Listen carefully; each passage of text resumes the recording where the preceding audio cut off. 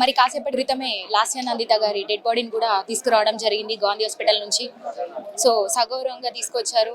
అందరూ కూడా వాళ్ళ ఇంటి నందిత గారి ఇంటి దగ్గర కూడా అందరూ పోలీస్ బందోబస్తు, అదేవిధంగా అందరూ కూడా ఇక్కడే తండోపతండాలుగా ఉన్నటువంటి సందర్భం కూడా ఏర్పడింది. అదేవిధంగా బీఆర్ఎస్ కార్యకర్తలు కూడా అందరూ కూడా తనని చూడడానికి కూడా ప్రతి ఒక్కరు కూడా రావడం జరిగింది. ముఖ్యంగా మాజీ మంత్రి హరీష్ రావు గారు కూడా రావడం జరిగింది. దాంతోపాటు కోమటిరెడ్డి వెంకటరెడ్డి కూడా రావడం జరిగింది.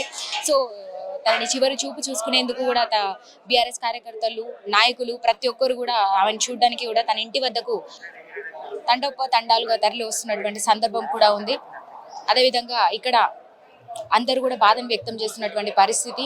అదేవిధంగా కొన్ని వార్తలు కూడా తలెత్తుతున్నటువంటి పరిస్థితి కూడా ఉంది. ఆమెని లారీ ఢీకొట్టడంతో ఆమె రోడ్డు ప్రమాదంలో చనిపోయిందని చెప్పేసి, ఆమె కారు డివైడర్ గుద్దుకుని చనిపోయిందని చెప్పేసి మరికొంతమంది, అదేవిధంగా ఇట్లాంటి కొన్ని వార్తలు కూడా వస్తున్నటువంటి పరిస్థితి కూడా ఉంది. మీరు ఒకసారి చూసుకుంటే బీఆర్ఎస్ కార్యకర్తలు, నాయకులు అందరూ కూడా ఒక్కసారి తరలించినటువంటి పరిస్థితి. ఒకసారి మీరు విజువల్ చూసుకోవచ్చు. సో గాంధీ హాస్పిటల్ నుంచి కూడా తన డెడ్ బాడీని కూడా తీసుకురావడం జరిగింది. ఇంటి దగ్గర అందరు కూడా చాలా బాధను అయితే వ్యక్తం పరుస్తున్నారు. చాలా అసలు హఠాత్తుగా జరిగింది. చిన్న వయసులో ఒక ఎమ్మెల్యేగా ఉన్నటువంటి తను చనిపోవడం జరిగిందని కూడా బాధను వ్యక్తపరుస్తున్నారు. ఒకసారి విజువల్స్ మీరు చూసుకోవచ్చు.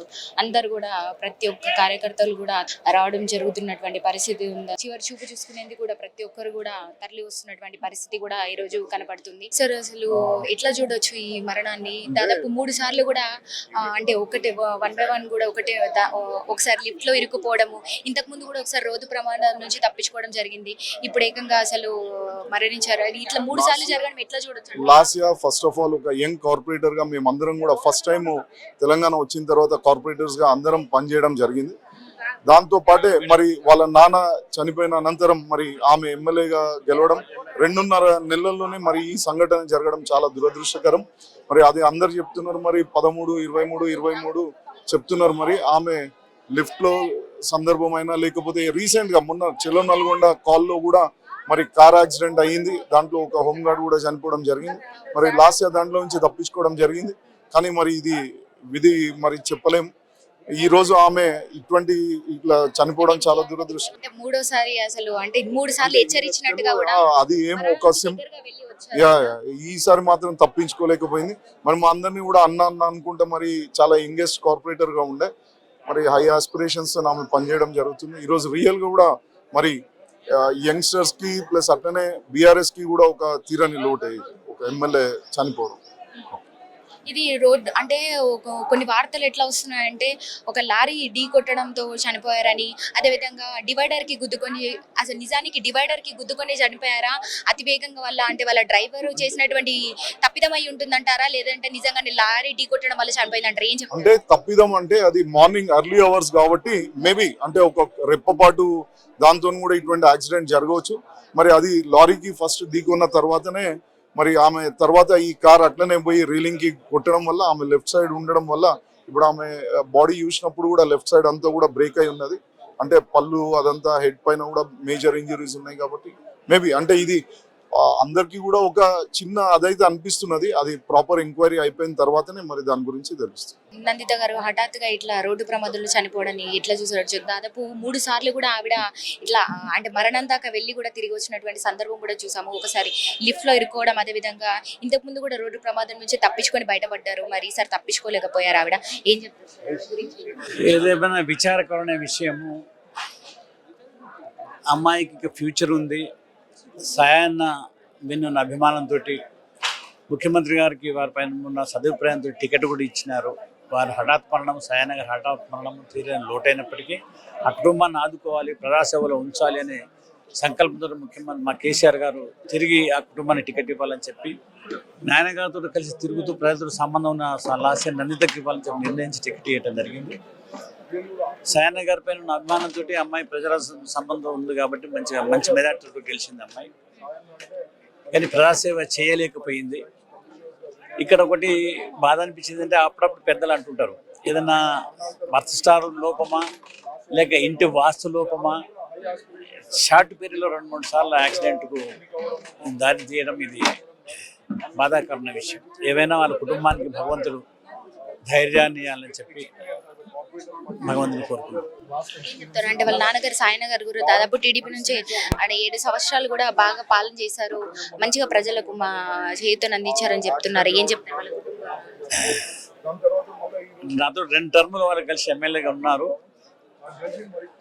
ముఖ్యమంత్రి గారితో చాలా ఏళ్ళు సంతున్నారు. ఎందుకంటే ముఖ్యమంత్రి గారు ఒకప్పుడు వారు మా కేసీఆర్ గారు కలిసి ఒకటే పార్టీలో పనిచేసినారు. వారి సాదాసీదా ప్రజలతో కలిసి తిరిగేదో, సాధారణంగా ఉండేదో, ఆ అభిమానంతో మళ్ళీ పార్టీకి ఇక్కడ మా పార్టీలో కూడా ఇక్కడికి వచ్చిన తర్వాత కూడా మళ్ళీ టికెట్ ఇచ్చింది, గెలిచిన ప్రజాసేవ క్షేత్ర క్రమంలో హార్ట్ అటాక్ తోటి పోవటం బాధాకరణమైన. కుటుంబాన్ని ఆదుకోవాలని చెప్పి ప్రజాదరణ ఉన్న కుటుంబాన్ని మళ్ళీ ప్రజలలో ఉంచాలని చెప్పి ముఖ్యమంత్రి టికెట్ ఇవ్వటం, సాయన్న పారిగా ఉన్న అభిమానంతో మళ్ళీ అమ్మాయిని గెలిపించుకున్నారు. అమ్మాయి కూడా ప్రజా సంబంధం ఉంది. ఏదేమైనా భగవంతుడు వారికి ధైర్యాన్ని, ఆరోగ్యాన్ని అని చెప్పుకుంటారు. బీఆర్ఎస్ పార్టీలో లోటు తీరకుండా వెళ్ళిపోయినట్టుగానే చూడొచ్చా? ఇది తీరని లోటే.